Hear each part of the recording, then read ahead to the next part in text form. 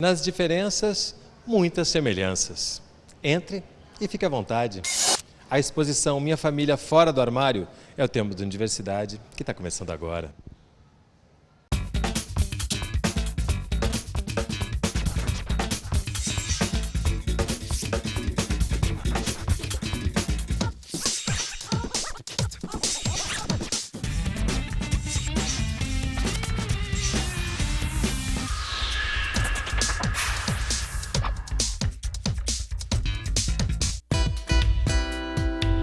Hoje, no Centro Cultural Justiça Federal, no Rio de Janeiro.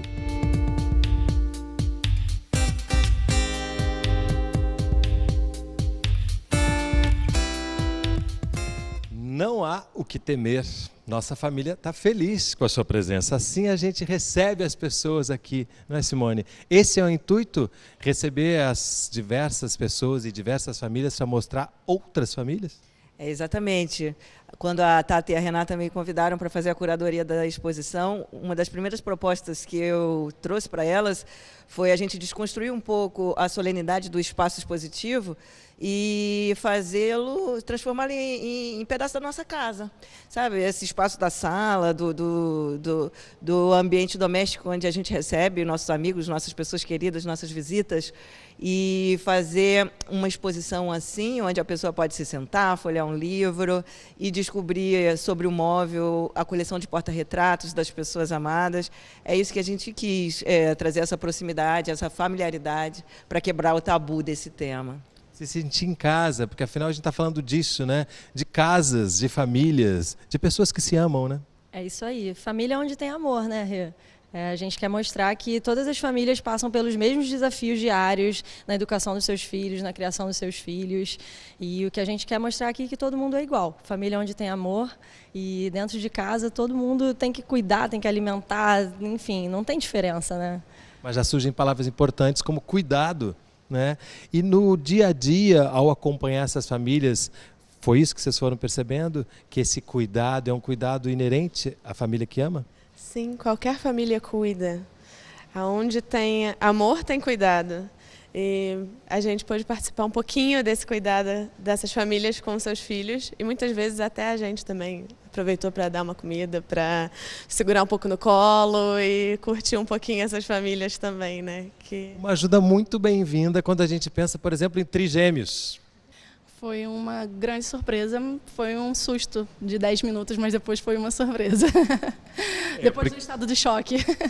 Porque depois começa a vir o trabalho cotidiano, porque não é fácil, né? Não, a gente não está falando aqui de um dia a dia mais fácil, porque são famílias diferentes do padrão. Nada disso, né? Somos iguais. Sim, somos iguais e a gente só quer, nesse momento, que todos percebam que somos uma família como qualquer outra, né?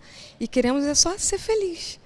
A gente está falando aqui de uma exposição, portanto, de uma visibilidade de algo que até pouco tempo atrás as pessoas desconheciam, ignoravam. E a gente sabe que o preconceito é filho da ignorância, daquilo que a gente ignora. Mas se expor traz sempre um cuidado ou um risco, especialmente num país tão preconceituoso como o nosso. Mas eu acho importantíssima essa visibilidade, eu acho importante que a gente tenha voz, que a gente apareça, porque é a partir do momento que as pessoas conhecem quem nós somos, que a gente consegue desconstruir esse imaginário coletivo do que possa ser diferente, do que possa ser, do que fomenta o preconceito. Então é importante que a gente apareça, é importante a gente ter voz através dessa exposição, é importante que a gente pessoas vejam que não existe diferença nenhuma, que é uma família como outra, que o olhar do filho apaixonado é o mesmo, que a forma de brincar de Lego é a mesma, de brincar de War, não existe diferença, é uma família. Ele usou o termo desconstruir o preconceito, porque o preconceito vem sendo construído ao longo de séculos. Portanto, é um trabalho lento, gradual e constante. Nós temos aí 5.000 anos de humanidade socializando as pessoas com um determinado conceito de que só existe masculino e feminino, homem e mulher e nada no meio. Então a gente tem aí os últimos 30 começando a falar em alguma coisa diferente. Então é um trabalho de desconstrução. O que as pessoas acham que é normal não é necessariamente normal, é apenas aquilo com o qual elas foram socializadas. Normal é aquilo com que você foi criado. Né? Aquilo com que você está habituado. Né? Aquilo que você está habituado. Você vê que isso vai variar de local, de país, de época. Há 300 anos atrás era normal que negros fossem escravizados. Hoje é um absurdo. As crianças nem eram crianças até pouco tempo atrás. Na Idade Média não tinha essa diferença, eram pequenos adultos. Né? Você entra numa loja de roupa, a primeira coisa que pergunta se você quer comprar presente é para menino ou para menina. Aí falam que rosa é cor de menina. Não, rosa pode ser cor de menino. Há 400 anos atrás, rosa era cor de homem. Então, tudo é questão de socialização, tudo é questão de normas que naquele momento, naquele lugar, naquela época se criam. Então, a gente precisa desconstruir isso para as pessoas perceberem que não existe normal. É interessante, né, que essa desconstrução precisa passar por essa exposição. A gente está falando de intimidade, né, e às vezes expor a intimidade pode causar um certo incômodo. Mas, como ativismo, nesse momento é importante que essa intimidade seja exposta? Exatamente. É importante que a gente gere visibilidade positiva, né, para a comunidade LGBT e para essas famílias que fazem parte dessa comunidade. Eu sou fotógrafa, eu sou fotojornalista e eu acredito que a minha fotografia e o meu trabalho é um instrumento de visibilidade positiva. Importante porque visibilidade negativa vem a partir deste preconceito que a gente estava narrando aqui que acontece, né? E assim, seres humanos são seres humanos, né? A gente não pode diferenciar, pessoas fazem coisas certas, pessoas fazem coisas erradas. E o que a gente quer mostrar é que a gente é família, que a gente está simplesmente querendo existir, né? Querendo viver como qualquer outra pessoa, né? E é isso. Como é que foi duas fotógrafas entrarem nesse cotidiano com esse intuito de trazer a intimidade a público? Foi bem natural. Como é na nossa família, o nosso cotidiano, no dia a dia, elas entraram e parecia que não tinha ninguém lá em casa. Elas agregaram, né, somaram com a gente. Inclusive, teve momentos que elas tiveram que largar a máquina para poder ajudar a gente a dar banho. Elas passaram um dia com a gente, né? A nossa rotina diária, elas passaram com a gente. E essa visibilidade precisa existir porque a gente está falando de um país violento e assassino. Portanto, nem tudo são flores. No próximo bloco, não sai daí. A gente volta já.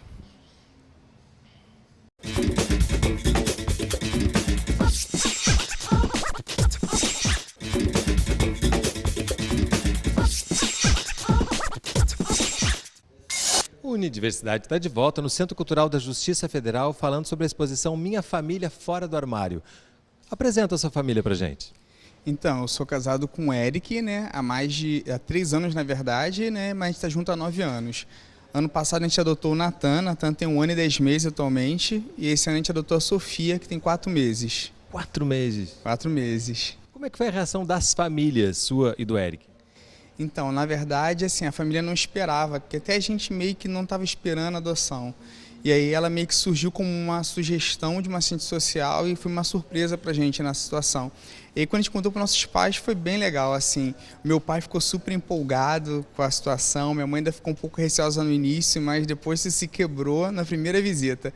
E os meus sogros ficaram também super apaixonados, assim, empolgados, querendo lá conhecer no abrigo Natan.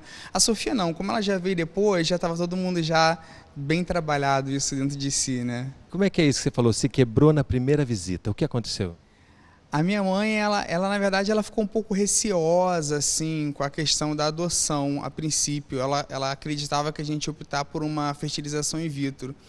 E aí, quando veio a história da adoção, ela ficou meio assim. Então, mas quando ela encontrou o Natan pela primeira vez, ali ela realmente viu que era o neto. E hoje, realmente, é um apego dela com o Natan, uma relação muito forte.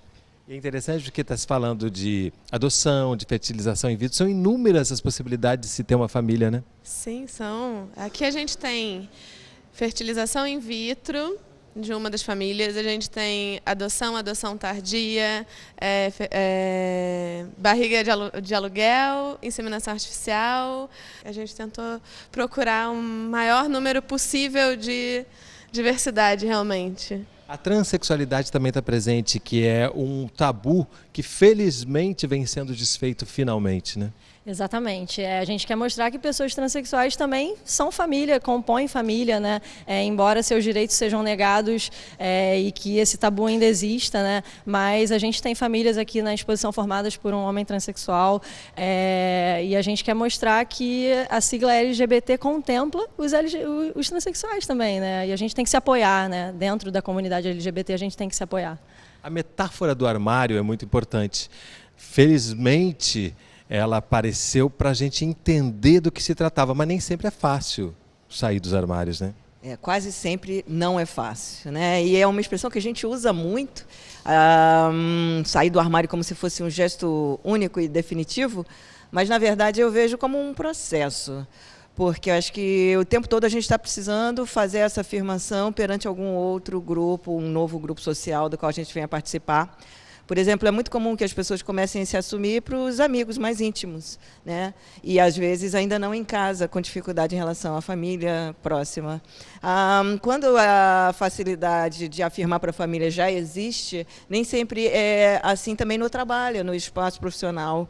É muito comum que as pessoas se assumam fora do trabalho, mas não dentro do trabalho, inclusive com medo de retaliação, medo de perder emprego ou clientes, que foi algumas das explicações que eu recebi também na proposta de fotografar casais e famílias, que negavam com receio de perder emprego. Que é um receio real, né? Porque existe um preconceito que faz com que as pessoas percam o emprego, né? Exatamente.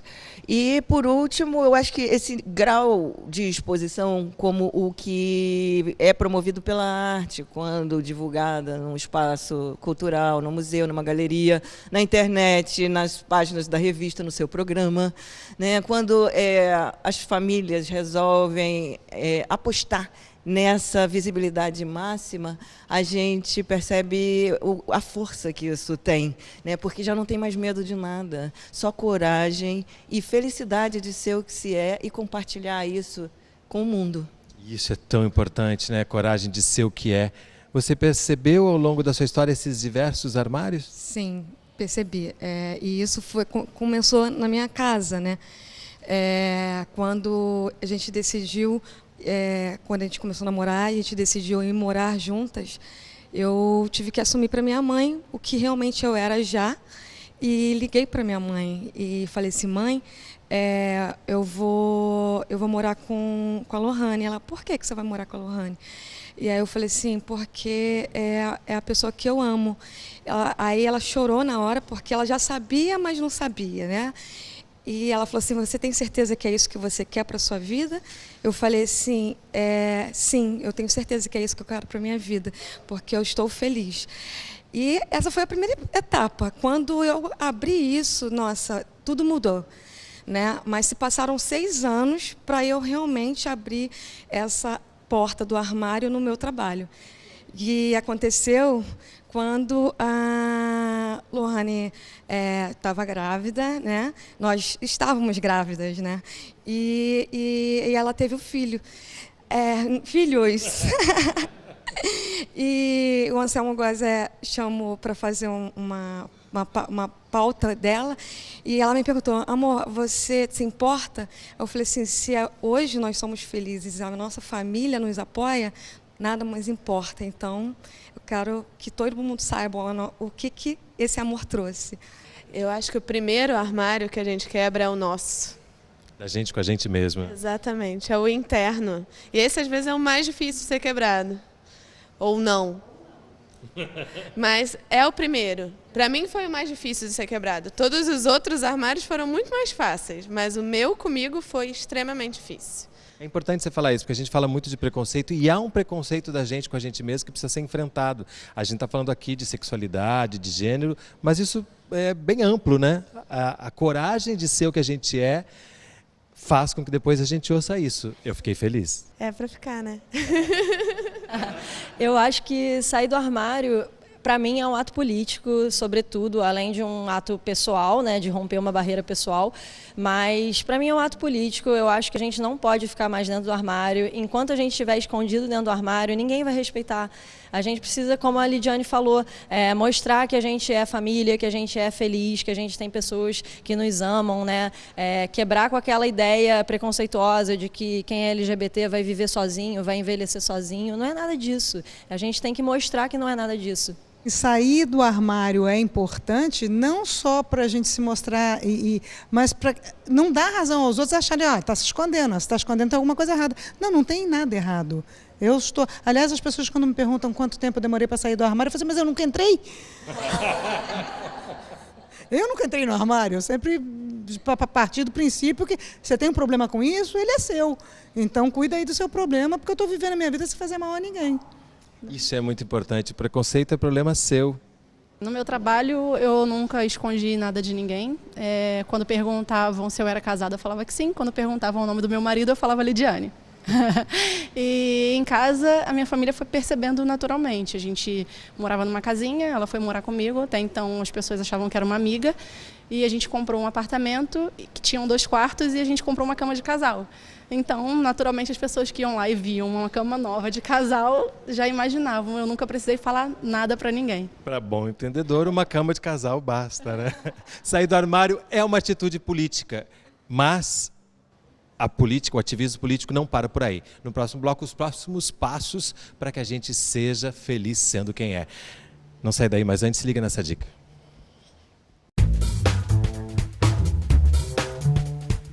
Para conhecer mais sobre as exposições e toda a programação do Centro Cultural Justiça Federal, acesse o site.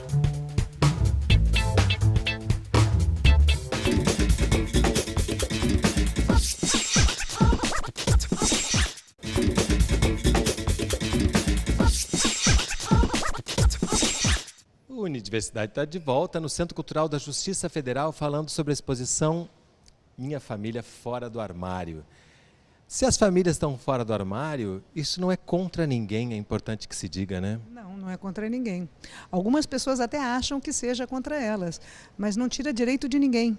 É muito pelo contrário. As pessoas dizem que a gente quer mais direito que os outros, quer privilégio. Não, a gente só quer os mesmos direitos que todas as outras pessoas têm. Né? Até porque a gente paga imposto igual a todo mundo, a gente tem filho para criar igual a todo mundo. Somos aborrecidamente comuns. O casamento é um casamento no civil? Civil, casamento no civil. E alguma dificuldade para realizar?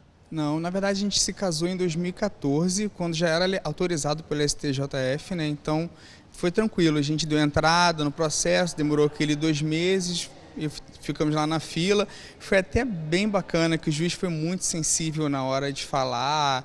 Ele não sei porquê, mas ele se comoveu naquela situação, ele demorou um pouco mais com a gente, conversou mais. Não era tão usual ainda, né? Não, acredito que ali no cartório, eu moro em Bangu, né? Foi no cartório de Bangu, talvez tivéssemos sido o primeiro, talvez, foi bem recente, né? Alguma dificuldade burocrática na hora de casar? A gente casou no mesmo cartório, no mesmo ano, e também tivemos bastante atenção, né, da parte da juíza, que foi uma mulher, né, e não teve nenhuma burocracia, assim, além do previsto para todas as outras famílias, né. Mas não é uma lei, né, é uma resolução do STF, então a gente busca por essa lei igualitária do casamento civil para todos.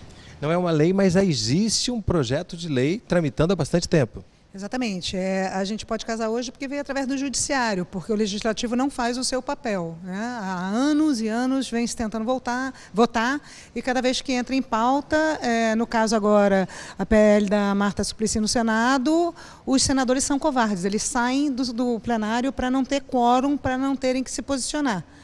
Então, é uma covardia, senhores legisladores são pagos, muito bem pagos para isso, por favor, simplesmente estejam em plenário para votar, a favor ou contra, mas fiquem em plenário, honrem o salário que ganham. E a gente está com votos a favor e não consegue votar por causa disso, porque eles saem do plenário. Tanto a lei do casamento civil igualitário, como o anteprojeto de lei do Estatuto da Diversidade, que a gente está tentando conseguir as assinaturas também, e fazendo todo esse trabalho junto ao Congresso. O Brasil, infelizmente, é o país que mais mata pessoas LGBT no mundo. O Brasil é o país que mais mata transexuais no mundo. Então, a gente precisa, com essa onda de amor, combater essa onda de violência. Não é se escondendo que a gente vai combater o preconceito. E, felizmente, também há muita gente falando, pesquisando, escrevendo sobre isso, né? Sim, eu acho que nos últimos 10 anos houve uma abertura maior para se falar do assunto publicamente e transformações concretas na sociedade em relação a essa conquista de direitos por parte de todos esses segmentos. Uma coisa que eu acho interessante comentar quando a gente pensa em violência é que a violência que, tristemente, nós somos recordistas, né, no Brasil contra gays, lésbicas, transexuais, e eu acho que vale incluir também mulheres, né? Essa violência que afeta, que é motivada por homofobia, ela não afeta só o público LGBT. Já teve muito pai com filho e irmãos perdendo vidas ou sendo brutalmente violentados porque estavam trocando carinho em público.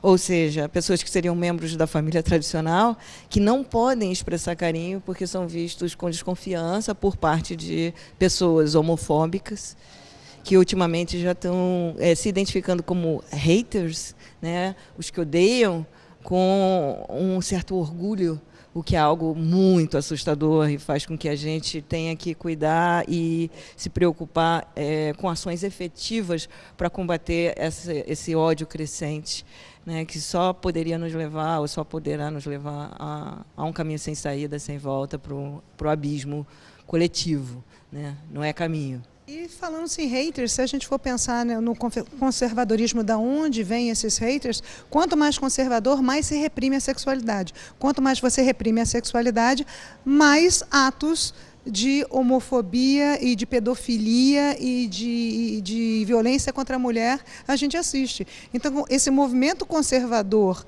de querer abafar a sexualidade, que é uma expressão natural do ser humano, só gera mais violência.